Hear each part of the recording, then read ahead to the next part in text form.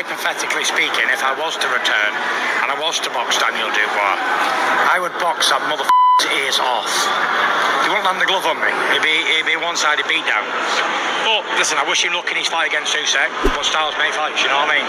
And his style and my style don't gel. I would absolutely annihilate him. What's the one bit of advice you'd give to Dubois against Usyk? He'd knock him out. Because I wouldn't say that because it's in England and you know it's on his own show, so just do the best you can. That's it. Best you can. And there is Tyson, the Gypsy King Fury, stating that he would box that MFers, Daniel Dubois, head off, totally annihilate Daniel Dubois. But he wishes them the best. Let me counterpunch. Hey, man, those are words of fighting. Those are fighting words because you're talking about what you would do to Daniel Dubois. And let's say Daniel Dubois does something that people don't expect him to do, including Tyson Fury, is win. I wonder what incentive or what and how that would make Tyson Fury feel, especially based on the way he just easily, effortlessly said what he would do to Daniel Dubois. You know, the way he talked about Daniel Dubois, he talked about Daniel like he was just a kid. You know, he mentioned his style and he mentioned he would annihilate him. We would box him. And, you know, the crazy thing is you may look at that as a bit brash, but styles do make fights. And really, if that was going to happen and Tyson Fury actually theoretically fought Daniel Dubois, it would be a fight where Tyson Fury may easily win.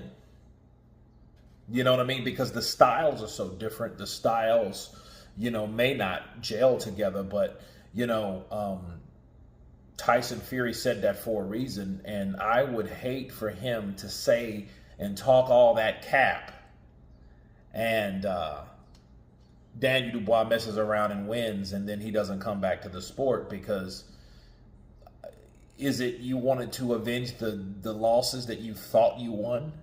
Or you want to beat the guy that you know that beat the guy that they say beat you?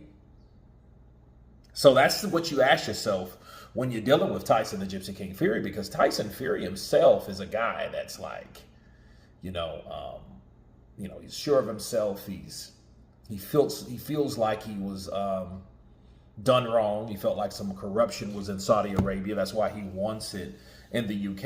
And then here's the strange thing about Tyson, just for a second.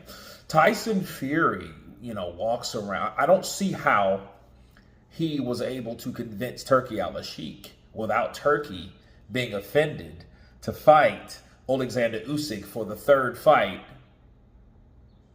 in the UK. Because you would think that, Turkey should be offended by the fact that he was,